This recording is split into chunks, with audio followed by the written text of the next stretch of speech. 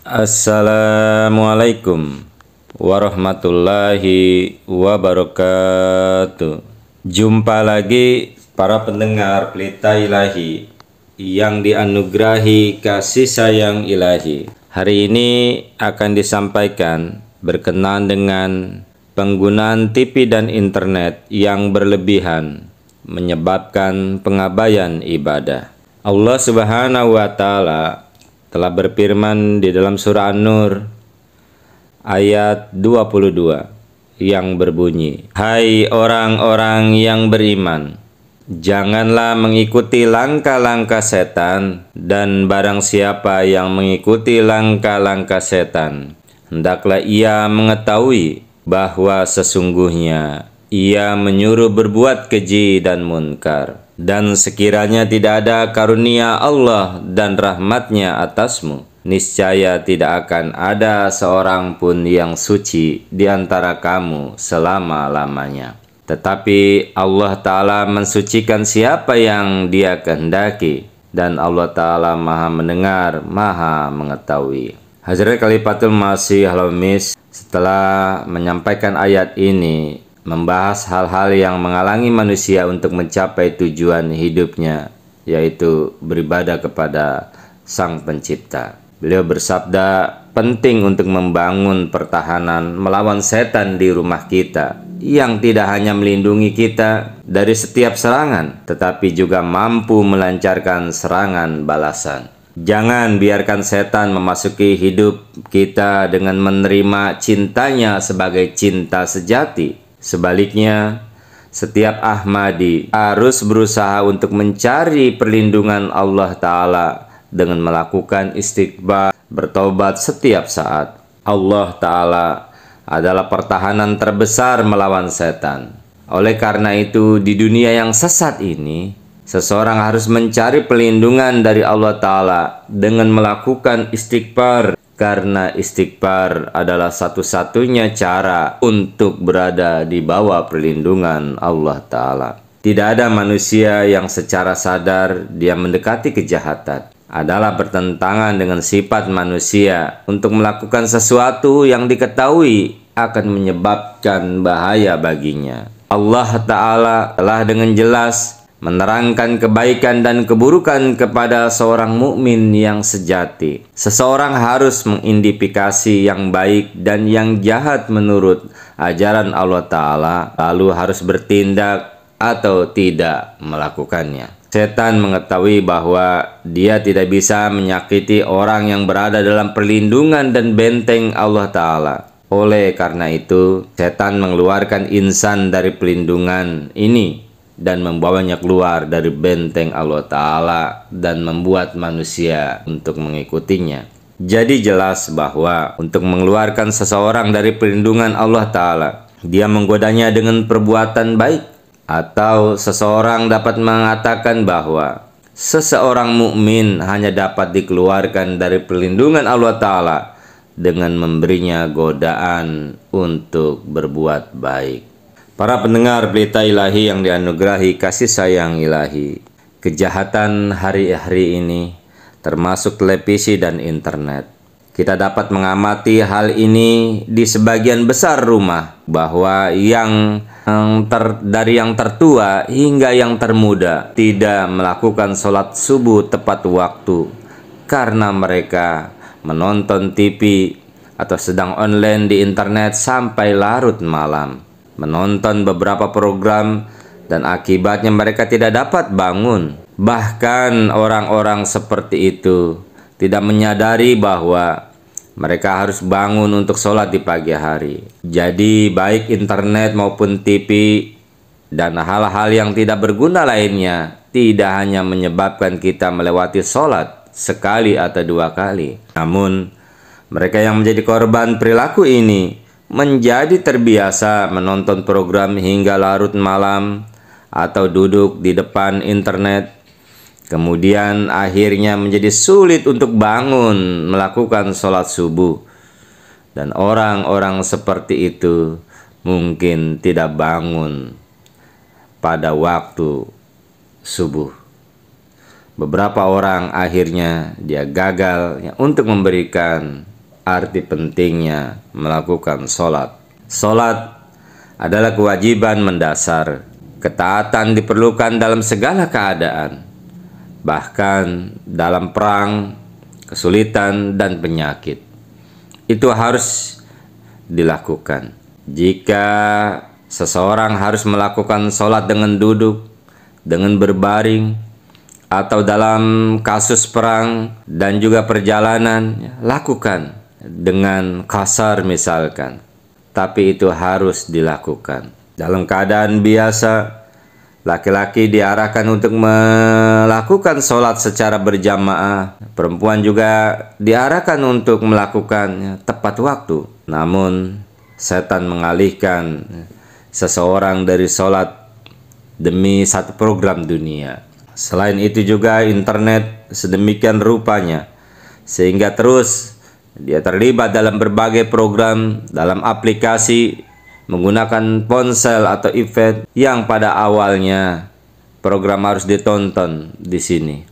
Dia tariknya sedemikian rupa. Mula-mula bisa saja acara-acara yang bagus ditonton, kemudian ditonton segala macam acara-acara asusila yang kotor dan merusak, yang merusak moralitas. Bahkan banyak rumah tangga yang resah karena istri tidak terurus dan hak anak-anak tidak terpenuhi karena sibuk menonton acara vulgar di TV atau internet pada malam hari.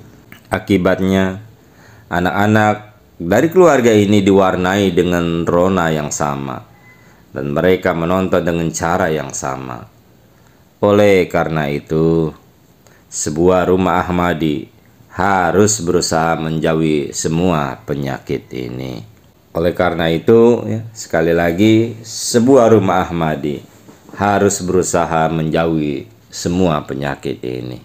Para pendengar Pelita Ilahi yang dianugerahi kasih sayang ilahi, Nabi Muhammad Mustafa Rasulullah Sallallahu sangat peduli untuk menyelamatkan orang-orang yang beriman dari serangan setan, sehingga beliau Sallallahu Alaihi Wasallam mengajari para sahabat doa untuk menyelamatkan mereka dari setan, dan beliau Sallallahu Alaihi Wasallam mengajari mereka secara komprehensif. Doanya adalah sebagai berikut: Ya Allah, ciptakan cinta di hati kami, perbaiki kami, dan jadikanlah kami menapaki jalan keamanan, dan bawalah kami ke cahaya penyelamat kami dari kegelapan, dan selamatkanlah kami dari ketidaksenonohan yang terbuka dan terselubung, serta tempatkan berkah bagi kami di telinga kami, di mata kami,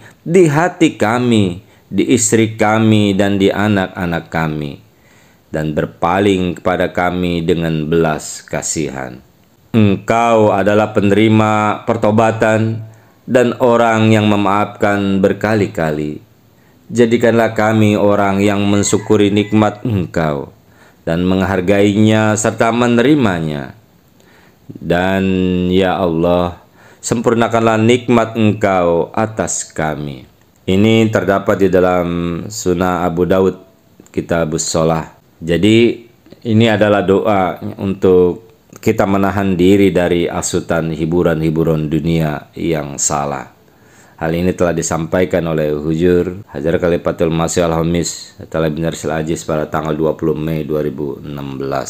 Selain itu juga, di dalam acara kelas Wakapinau, Hujur telah menjelaskan, jika kita memiliki rasa takut kepada Allah Ta'ala, maka kita akan memiliki cinta kepadanya juga.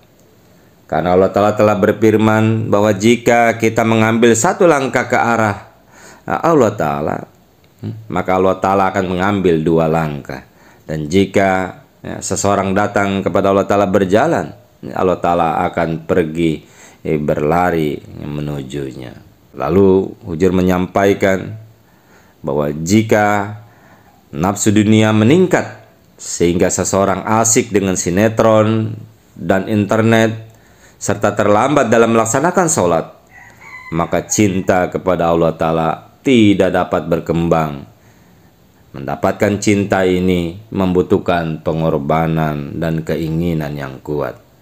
Ini telah disampaikan di dalam kelas Waqafat Now tanggal 8 Oktober 2011.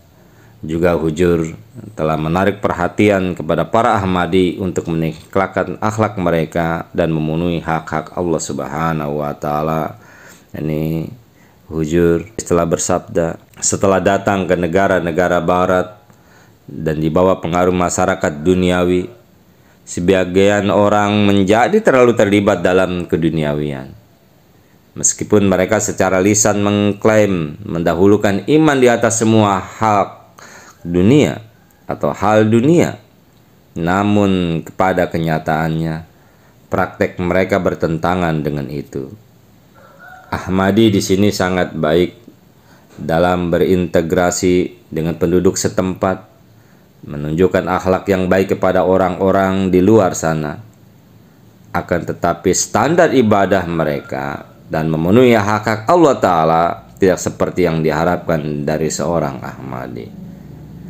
Jadi mengacu pada ucapan Hazrat Masih Maud alaihissalam, di mana Hazrat Khalifatul Masih Arabi, Hazrat Khalifatul Masih Al-Hamis atau Ibn Silajis menyoroti beberapa kelemahan moral yang harus dihilangkan dan juga menyarankan tidak menggunakan penemuan terbaru di zaman modern secara tidak tepat, menghindari pertemuan di mana ada syirik dan mendahulukan iman di hal-hal dunia. Hazrat Masih Maud Salam berulang kali mengingatkan mengikut beliau tentang bagaimana kita harus bertransformasi dan seperti apa kondisi keimanan kita.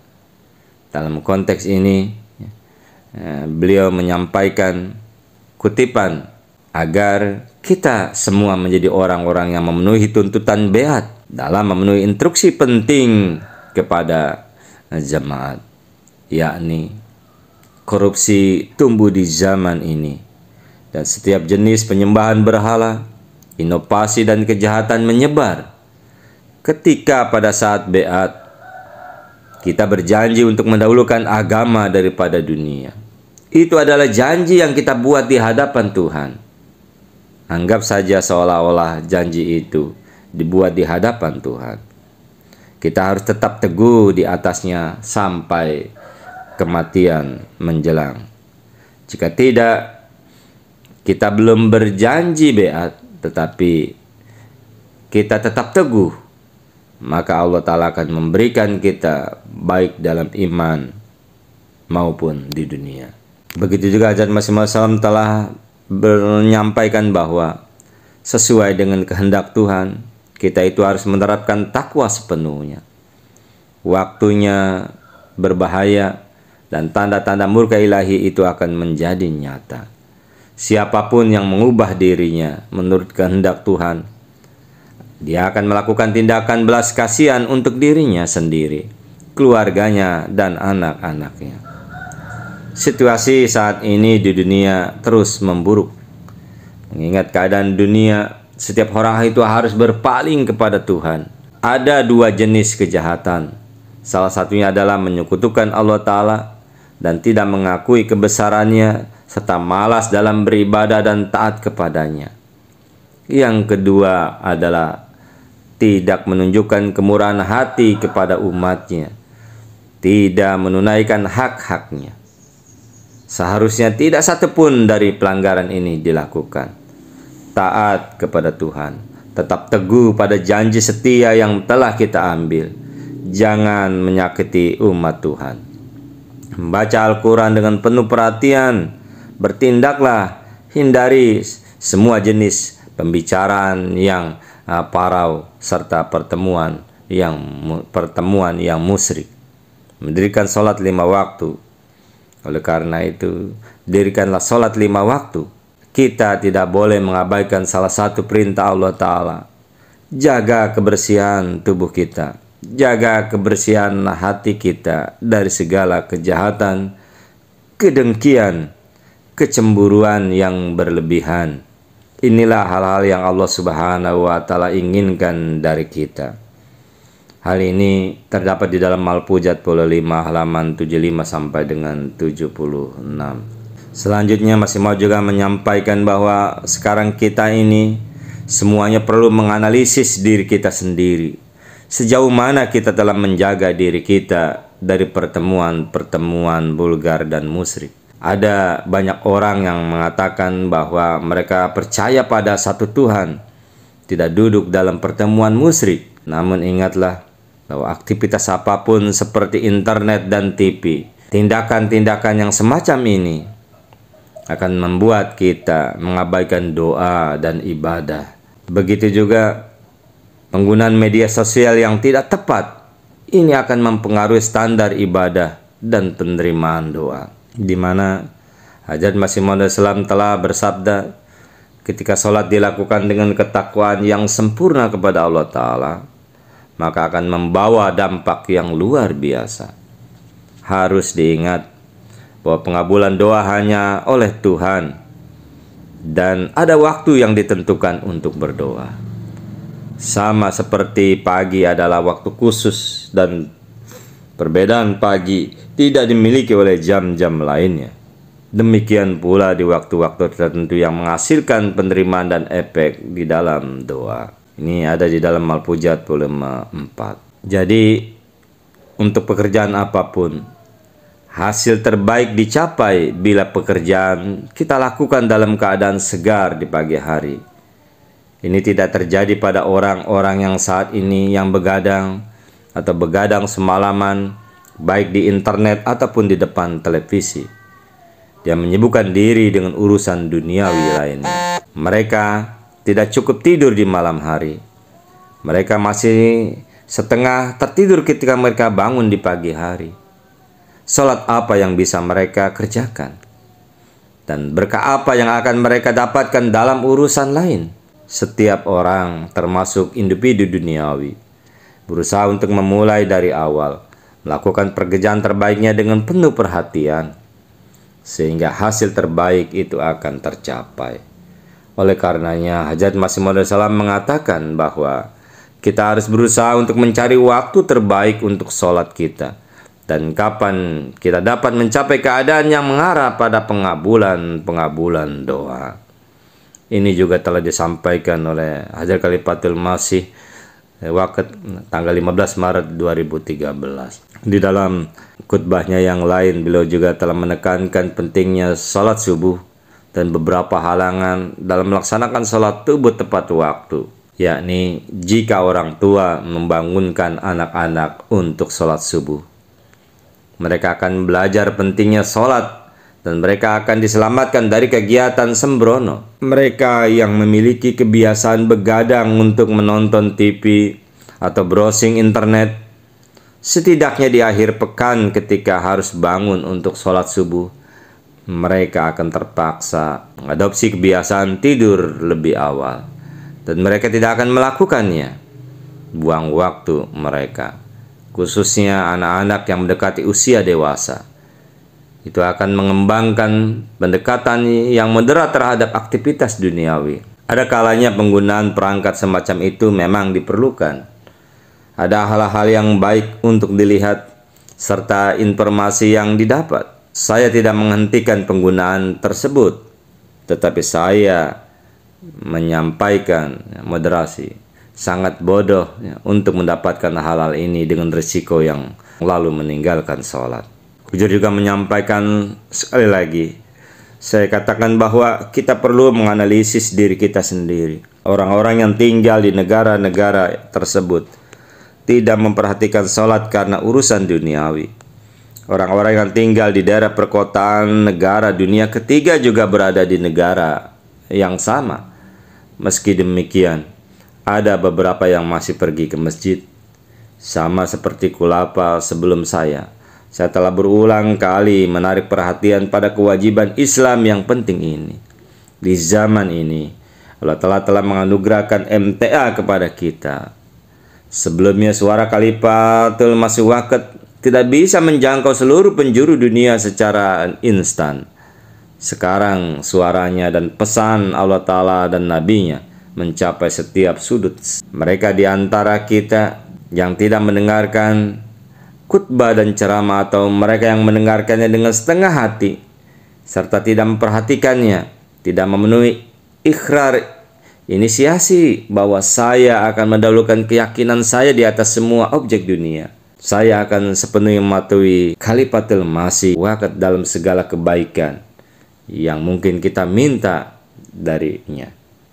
Mendengarkan dan mengabaikan mengarah pada ketidaktaatan. Ini adalah tindakan yang akan menjauhkan kita dari ketaatan. Ini terdapat di dalam khutbah Jumat tanggal 22 Juni 2012. Begitu juga Uzair menyampaikan kepada para hudam di dalam istimewa tahunan di Inggris, yakni anggota Hudamul Ahmadiyah berada pada usia dan periode dalam kehidupannya di mana mereka memiliki kekuatan fisik yang paling besar dan juga potensi yang paling besar untuk maju dan maju di segala bidang kehidupannya. Seharusnya tidak sulit bagi mereka untuk menunaikan kewajiban ibadah kepada Allah Ta'ala. Maka semua hudam dan atpal harus teratur dalam sholat mereka dan harus mempersembahkannya secara berjamaah sebanyak mungkin.